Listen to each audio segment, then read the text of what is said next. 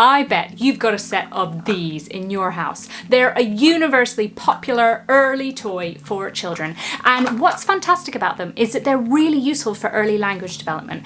I have a stack of these in my speech and language therapy bag, and I find that I use them not only for my very young children that are just learning to talk, but also they're quite flexible for some of my older children as well. And so today in this video, I want to share with you 3 ways that you can really make the most of stacking cups when you're playing with your child to really boost their attention, your conversation between the two of you, and their early language development. And stick through to the end because I'm going to share with you a few of the ways that I also use these with my older children, beyond the age you would expect for something as simple as stacking cups. So let's get started.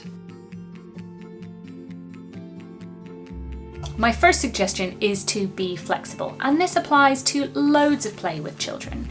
Something like stacking cups, we have a particular sense of how it should be done. We know the order in order to get the, successful, achieved purpose of having a big tower or nesting them all together at the end. And yet children really learn a lot from all of the mistakes along the way and the opportunity to explore. And when you hold back and wait, rather than diving in and helping your child to successfully build a tower from the get-go, then you're giving them a fantastic opportunity to use some useful words like help, stuck, uh-oh. Also, when you allow for some of those more unexpected, flexible ways of playing, then you just have many more opportunities for conversation with your child generally. So I would suggest that you watch and wait for a minute and see how your child might like to explore with these, because you'll build conversation and you will ultimately teach them that really important lesson about resilience, about figuring out something that's tricky and trying again, even if it doesn't go according to plan on that first attempt. Second suggestion is to use some keywords. Think about what your keywords are and then really focus on modeling and repeating those as much as possible. This is particularly valuable if your child is just learning to talk, and you can model some really useful words. Up, more, go. If your child is already using single words and you want to extend it, then you can think about modeling a phrase rather than a word. So instead of up, you could say, stack it up, 1 more cup, knock it down. We've got some early problem solving and scientific language here as well, so we can talk about how things are tall, short, too big.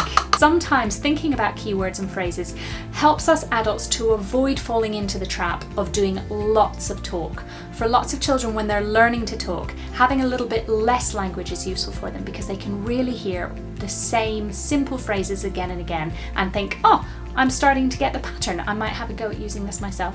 Another way that you can use stacking cups that really supports language development is to introduce something new into it. I've got a little bird here and I might play hide the bird. A great opportunity for some joint attention practice. And even if your child actually sees where you hide the object the first time around, that's fine because they often still find it quite enjoyable, and it's the opportunity for them to be really consistently correct and successful lots of times. And they're hearing you use some important phrases like where's the bird in this case, and also, oh, found the bird. So there's also some ways that I use cups with my older children because I'm carrying around a bag of resources for working with a variety of ages and stages of speech and language development. Something like cups is useful because it's so flexible. I might use it for a sound sorting activity. Duck.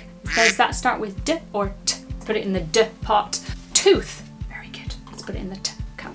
I also use cups as a visual reinforcer. So if I was having a chat with a child and they were trying to remember their K sound, and every time they told me about their birthday cake instead of their birthday Tate, then I would just quietly, as part of the conversation, be able to pop a counter in the cup because they were remembering their sound.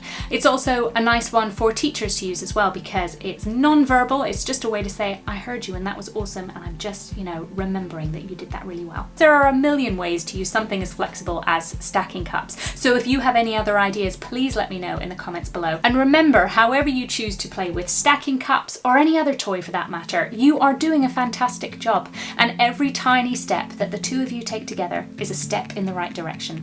Thank you for being here, and I'll see you next week.